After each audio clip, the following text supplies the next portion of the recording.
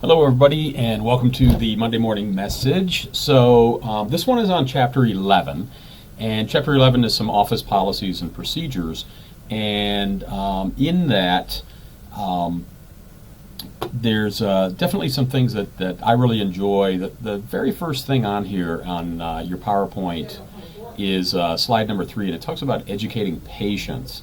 And for me, as a medical assistant and an administrator, what I usually tell students when I'm teaching in class in particular is that we spend a lot of our day educating patients on not just healthcare issues, on not, diabetic education and diets and exercise and all of that stuff that kind of goes into healthcare. We educate patients on a variety of different topics, including understanding their insurance, understanding the insurance claim process, how their referrals work if they have an HMO and there's a referral that's supposed to be in place for them to go see a specialist. We educate patients on things like their co-pays and their deductibles, and there's a whole slew of things that we actually educate patients about. So it's not just the healthcare piece or their health, but all the other things that it takes to deliver healthcare to them. So that's important to understand. Do we create things like patient education information? We do. Sometimes we can pull resources from the internet, from the CDC, from specialty organizations like the Mayo Clinic or American Cancer Society, but sometimes we'll also create our own documents, our own patient education that kind of revolves around some of the things that that we do in particular in the doctor's office. Then we'll create something that's particular to us. So that would be there. When we get into things like personnel manuals, things that we might create.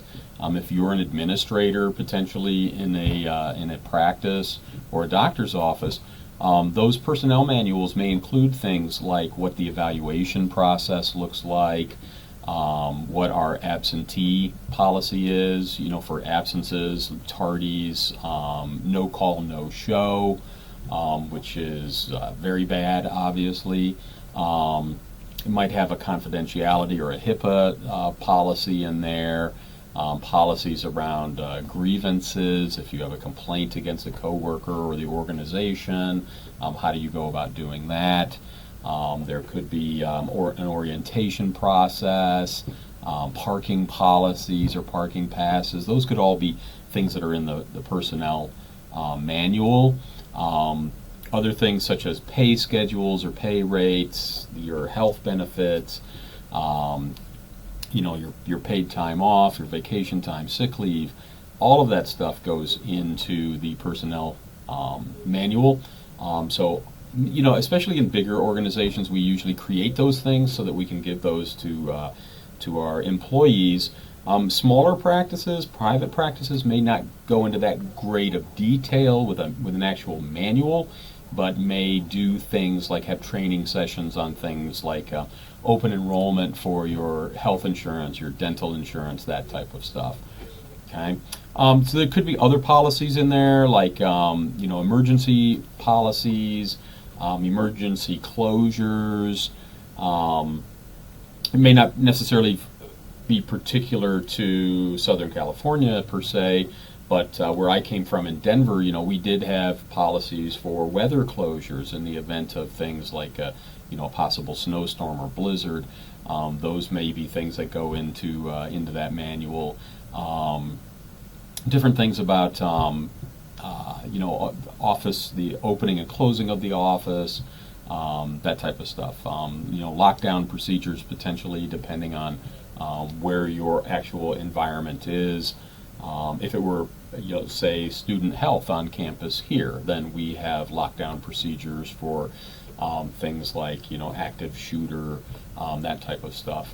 Okay, so that may be in your personnel manual as well. There may be things like reimbursement for things like your continuing education. How do we dispense or disperse petty cash? Dress code policies, we may have those.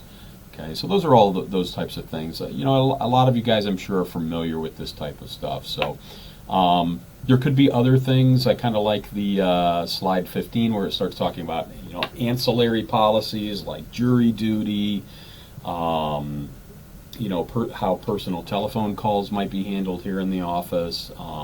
Do we have maybe a back line number? I know in my previous practices, we always had a patient lines, which were typically multiple lines, but we usually had a back office number or back line, which was for personal phone calls.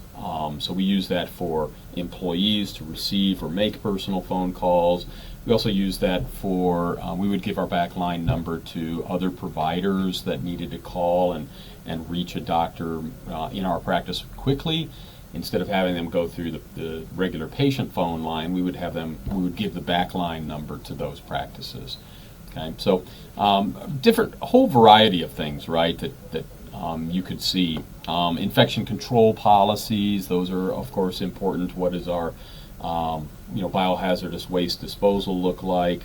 What types of things do we do if we have a potential bloodborne pathogen spill? How do we take care of blood spills, that type of stuff? So that would be important information to have in a manual. So with that, I'm going to go ahead and leave it at that for this week. Very short chapter, only 20 slides. I believe you also have due at some point near the end of this week an assignment, and that assignment is the mission statement assignment. So don't forget to read the description of that. I'll give it to you right now. It says, consider the ideal office for which you would like to be employed.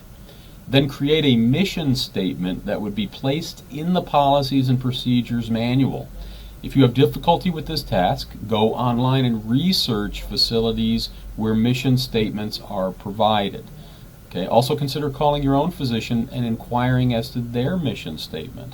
So the majority of organizations have a mission statement, something that says this is what we aspire to provide to our community or to our patients. So I'd like you to develop a mission statement that's your mission statement. What would you put in a mission statement if you were creating a practice or an office of your own? So that is your assignment for the end of the week. And as always, feel free to reach out to me, email me in particular, and I will get back to you as quickly as I can with responses to any questions that you might have. And I look forward to seeing you next week for the Monday morning message.